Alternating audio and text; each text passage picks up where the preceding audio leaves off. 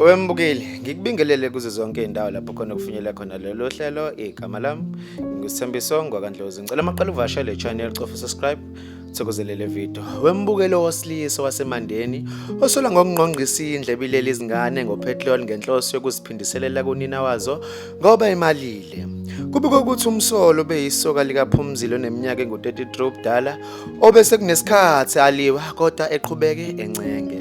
Kuthe uma eqhubeka ngokumfundelela owesifazane wanquma ukuya enkantolo ayofuna incwadi yesivimbelo sokuthi angasondeli kuyena.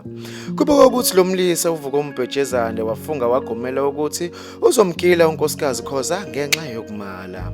Kubikwa ukuthi umsolo utshela amaphoyisa bemhambisela incwadi yesivimbelo ukuthi unina wezingane zakhe uzomgila isililo sengubo.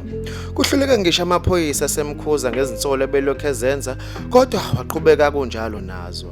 Kubikwa ukuthi ngolesithathu phakathi kwamabili umuntu ofike wakhiya umnyango ngaphandle maqeda waphonsa ibhomu likapetrol ngefastela.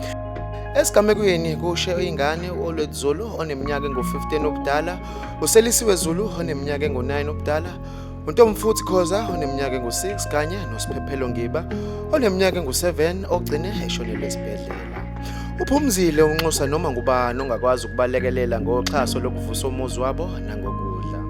Okhulumela amaphoyisa kwaZulu Natal uLieutenant Colonel Nqobile Gwala uqinisekisile lesehlakalo. Uthe kuvulwe amacala okubulala nokushisa. Mbukeli, udaba lobhlungu kakhulu lolu. Ngizocela ubeke uvo lapho ku-comment section mayelana nalolu daba. Ngizokubona kwenye ivideo elandelayo. Sale kahle.